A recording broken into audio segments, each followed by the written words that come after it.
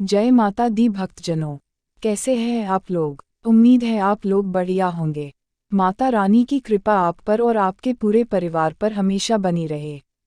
इस आशा के साथ आज हम श्री माँ दुर्गा सप्तशती का 12वां अध्याय आरंभ करते हैं। 12वां अध्याय, देवी के चरित्रों के पाठ का महात्म्य। देवी बोली हे देवताओं, जो मनुष्य इन स्तोत्रों द्वारा एकाग्रचित होकर प्रतिदिन मेरी स्तुति करेगा, मैं उसके संपूर्ण कष्टों को निश्चय ही हर लूंगी। जो मनुष्य मधु और कैटब के नाश, महिषासुर के वध तथा शुंभ निशुंभ के संहार की कथा कहेंगे और मेरे महात्म्य को अष्टमी, चतुर्दशी व नवमी के दिन एकाग्रचित से भक्तिपूर्वक सुनेंगे, उनको कभी कोई पाप न रहेगा। पाप होने वाली विपत्तियां भी उनको नहीं सताएंगी। उनके घर में न दरिद्रता होगी और न उनको प्रियजनों के बिछोह का कष्ट ही होगा। उनको किसी प्रकार का भय भी नहीं होगा।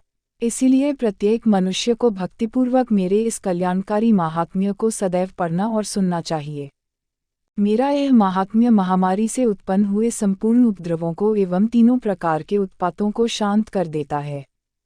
जिस स्थान पर मेरे इस महात्म्य का विधिपूर्वक पाठ किया जाता है, उस स्थान का मैं कभी भी त्याग नहीं करती और मैं वहाँ सदा ही निवास करती हूँ। बलिदान, पूजा, होम तथा महोत्सवों में मेरे इस चरित्र का पाठ करना चाहिए और इसे सुनना चाहिए। ऐसा हवन या पूजन मनुष्य चाहे विधि विधान को जानकर करे या बिना जाने करे, मैं उसे तुरंत सहर्ष ग्रहण कर लेती हूँ। शरदकाल में प्रत्येक वर्ष जो महापूजा की जाती है, उसमें मनुष्य भक्तिपूर्वक मेरे इस महात्म्य को सुनकर सब विपत्तियों से मुक्त हो जाता है और धन, धान्य, पुत्रादि से संपन्न हो जाता है।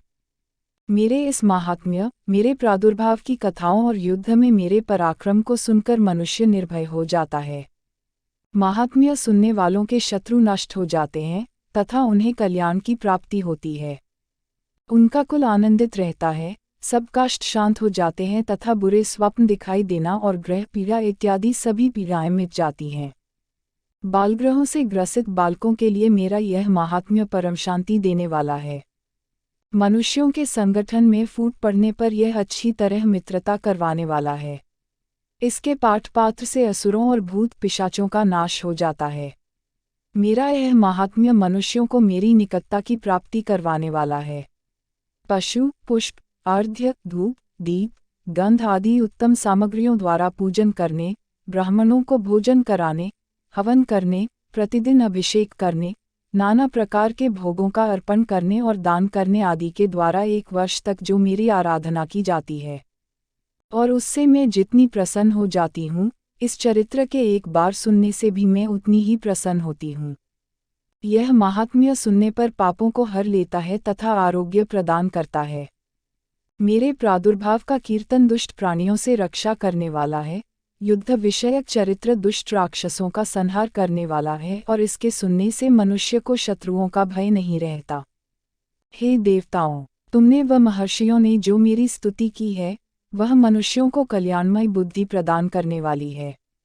वन में, निर्जन स्थान पर अथवा दावानल से घिर जाने पर, वन में लुटेरों से घिरा होने पर या शत्रुओं द्वारा पकड़े जाने पर, जंगल में सिंहों, व्याघ्रों या जंगली हाथियों द्वारा पीछा करने पर, राजा के क्रुद्ध हो जाने पर, मारे जाने या बंदी बनाए जाने का भय होने पर, समुद्र में भारी तूफान के कारण नाव के डगमगाने पर, संकट में फंसा होने पर, किसी भी प्रकार की वेदना से पीड़ित और घोर बाधाओं से दुखी होने पर मनुष्य जो मेरे इस चरित्र का स्मरण करता है, वह संकट से मुक्त हो जाता है।